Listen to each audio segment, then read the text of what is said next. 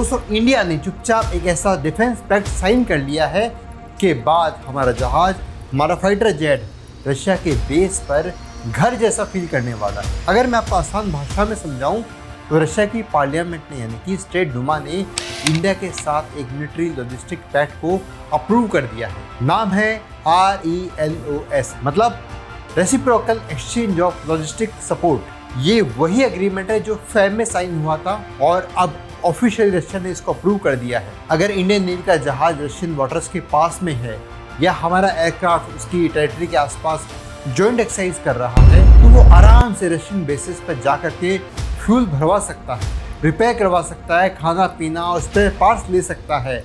और सेम सुविधा रशिया की फोर्सेस को इंडिया के पोर्ट्स पर और इंडिया के एयरबेसेस पे मिलने वाली है। Mainly joint exercise, training, humanitarian missions और डिजास्टर लीव जैसे कामों के लिए ये एक बहुत बड़ा ऑपरेशन होने वाला है। सबसे बड़ा गेम चेंजर जो होगा वो होगा कि अरेबिक और रशियन फार ईस्ट के इलाकों में भारत को बहुत बड़ी बढ़त मिल जाएगी। इस RELOS से इंडिया को रशिया के नॉर्दर्न पोर्ट्स और उनके बेसिस पर एक आसान मिलिट्री एक्सेस मिल सकता है, जिससे इंडियन नेवी की रीच सीधे आर्टिक सी रूट्स तक जा सकती है। मजे की बात क्या है, इंडिया पहले US के साथ में, फ्रांस, ऑस्ट्रेलिया, जापान, सिंगापुर और साउथ कोरिया जैसे देशों के साथ में ऐसे ही लॉजिस्टिक एग्रीमेंट कर चुका है, जिससे हम उनके बेसिस पर रिफ्यूलिंग और सपोर्ट ले सकते हैं।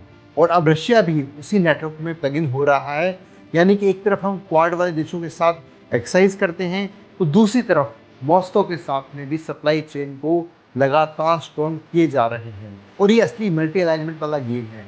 ये सब हो रहा है ठीक उस वक्त जब 4 और 5 दिसंबर को इंडिया आ रहे हैं, इंडिया रशिया अन्य समिट के लिए, जहाँ पर डिफेंस डील्स हो सकती है, ऑयल, सिविल न्यूक्लियर एनर्जी और कई और मुद्दों पर बातचीत होगी।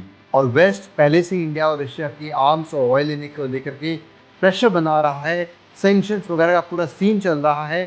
तो असली सवाल ये है, ये जो डील हुई है ये स्ट्रेटेजिक ऑटोनॉमी देने वाली है इंडिया को, या फिर वेस्ट को और अमेरिका को और भी ज्यादा नाराज करने वाली। आपकी इस बारे में क्या राय है, कमेंट में बताइएगा।